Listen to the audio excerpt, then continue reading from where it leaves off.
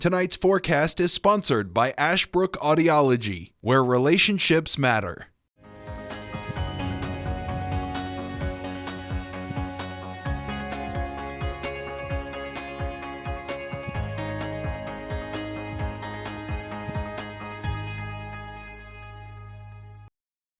It's good to have you with us here on this Tuesday. I'm Weatherman Dustin Staples. We appreciate your company as always. Thank you for making the time out of your busy schedule to check us out here on Facebook and or Comcast Cable Channel 21 or Chatmall's Cable. We're now broadcasting out there. If you're new to us, we thank you for checking us out. And you're like, hey, who's that guy? I know I've seen him before.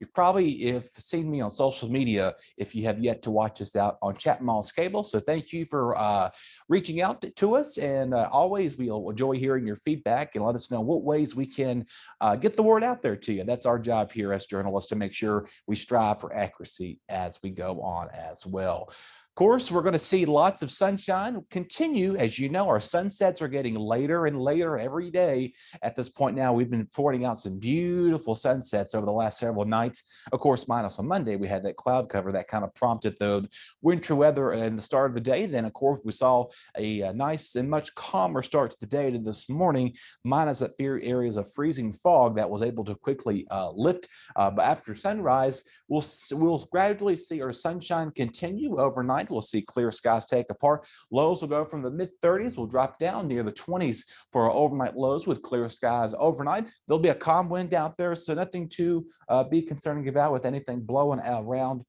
there in your yard or wherever you may be. Tomorrow's looking a lot better, even warmer too. We are going to be clipping the upper 50s for much of the area. There's going to be a southwest breeze, so we're going to get that early taste of spring here in our area. And just to give you a heads up, February is a month of transition. We typically do see this happen from this time of the year, and typically over the past 30-year average, it doesn't really surprise us to get much milder weather in February, because again, our average highs are supposed to be in the mid 40s. So once again, these over the last decade or so, we get these typical warm-ups in the early onset of February, or typically mid to late February, because what ended up happening with that point in time, we see the transition of our winter feel-like weather to that early spring taste that we all love and enjoy. I think some of us enjoy that. Of course, I like the weather. I like the warm weather too, and also enjoy our winter seasons. Also would prefer if we didn't get another winter storm. Possibly we might be keeping an eye on this weekend. I'm not forecasting it. It's a possibility.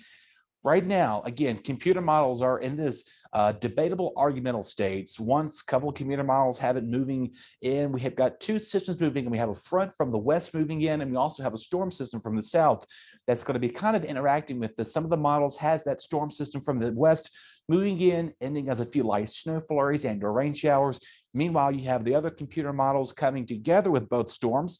As you remember, back in January, we had that big similar setup to that when we had that moisture filled from the Gulf of Mexico. Right now, we still have days of keeping an eye on this. So right now, that is something just to get you a potential to be aware about. We'll let you know more as we get closer to that. So I talked about weather balloons last a few weeks ago, and this is what a weather balloon looks like. It has the balloon itself. It's a special weather balloon they have with the National Weather Service and NOAA. Of course, the National Oceanic and Atmospheric Administration have these resources where they send the instruments. So of course they've got a hygrometer, an anemometer, a thermometer. Of course, those are the air pressure that measures the wind speed. Of course, temperature measures the air temperature, with that being in mind. So there's a few other little instruments they have on here.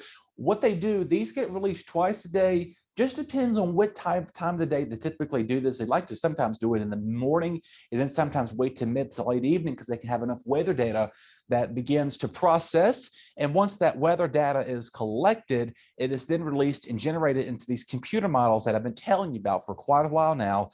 You've been with me, been watching me here for the last several years. I typically love talking about computer models, particularly in the winter season. Well, that is when we pay very close eye to those. Of course, we keep a track of them during the summer months too, but of course, there's another term we call spaghetti models, basically meaning it literally is the term of how it's defined. It's lines of data that binds together. You've seen this plate of spaghetti. It's all intertwined and intertwinable.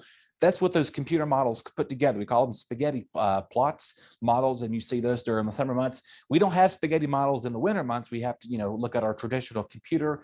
Global forecasting says a North American model. The European model, you've probably seen this, EMEC, something of that nature. It has that little weird abbreviation.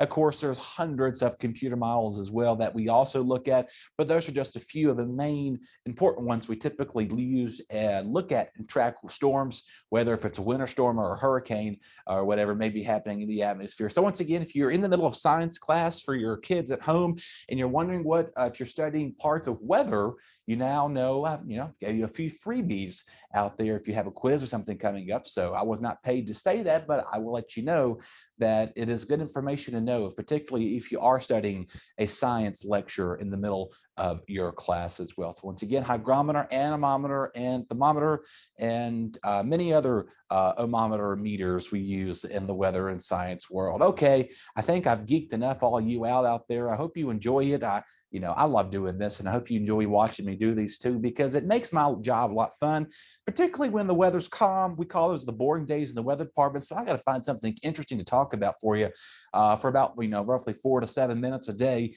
here with you. So that's why I do that, to get you edified on the latest weather forecast. And, we'll even geek out about computer models if we have to. I could go on and on about this, but my time is surely coming to an end because we got to get to sports. Chad Hall is up next. He's in the studio. He's going to have more of those upcoming games and many more right after this quick break. Your BTW21 weather forecast is sponsored by Zentmeyer Chiropractic.